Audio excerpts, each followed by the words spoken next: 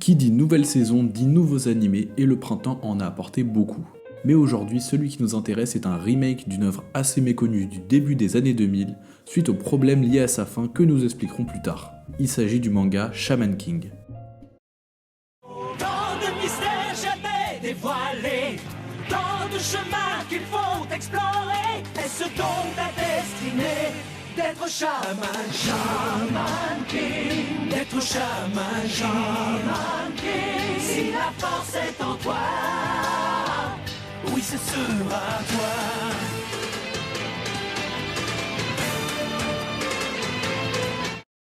Bonjour à tous, aujourd'hui petite vidéo sans aucun spoil pour parler d'un nouvel animé de cette saison et d'un vieux manga du Shonen Jump. Il s'agit d'une brève présentation de l'œuvre afin de vous encourager à lire le manga ou tout simplement à vous pencher sur l'animé qui sort actuellement. Shaman King est un manga écrit par Hiroyuki Takei entre 1998 et 2004 et prépublié dans le célèbre magazine du Weekly Shonen Jump.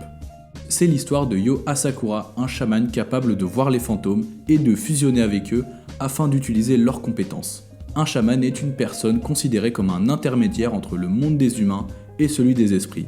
Yo a pour objectif de devenir le roi des chamans, le Shaman King, le chaman possédant le fantôme ultime et la connaissance universelle.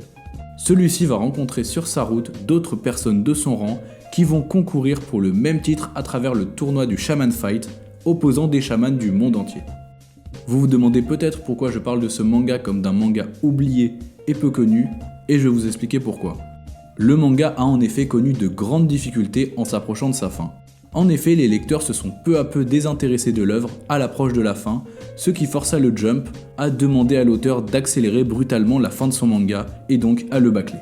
Cette fin précipitée a complètement freiné la potentielle explosion de l'œuvre et sa renommée.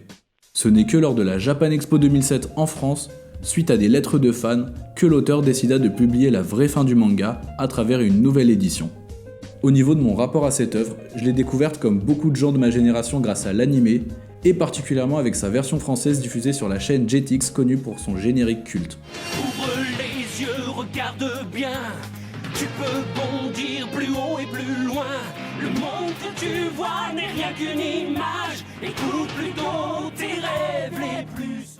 J'aimais beaucoup les chara-design des personnages tels que Ororo, Ren, Lyserg et bien sûr Yo. Son côté protagoniste nonchalant, calme et posé me plaisait énormément. Aujourd'hui, le pouvoir des chamans et de leur utilisation d'esprit me fait beaucoup penser au système des stands dans JoJo's Bizarre Adventure. J'étais très fan de la série et j'ai toujours voulu lire le manga, je m'y suis vraiment mis récemment avec la Star Edition de Kana et ses nouvelles couvertures. Et avec la sortie du remake, j'essaye de profiter un maximum de l'œuvre. Je pense que ce manga a encore beaucoup à offrir à la génération de lecteurs de manga actuels, et j'espère que le remake et la nouvelle édition fonctionneront. J'ai néanmoins des réserves sur le rythme de l'anime qui a l'air d'aller un peu vite, au vu de son faible nombre de 50 épisodes pour adapter une trentaine de tomes. Mais ayant vu les 3 premiers épisodes, je reste assez confiant.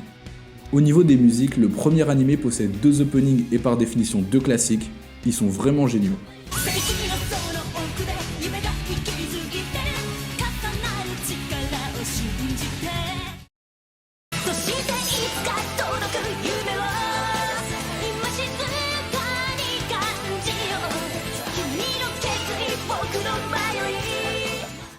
Quant au remake, le nouvel opening est vraiment génial et s'assoit pour moi à la table des précédents.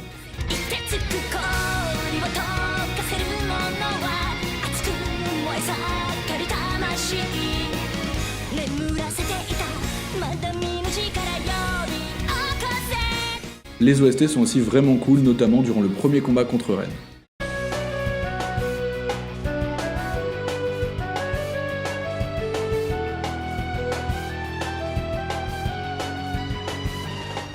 Voilà, c'était tout pour cette présentation de l'œuvre. J'espère d'une part que ça vous aura plu, et ensuite que ça vous aura donné envie d'aller mater le remake, et sinon, lisez le manga dans la nouvelle édition comme je le fais actuellement.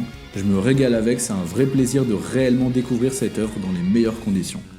Likez, partagez et commentez, et on se retrouve très vite j'espère.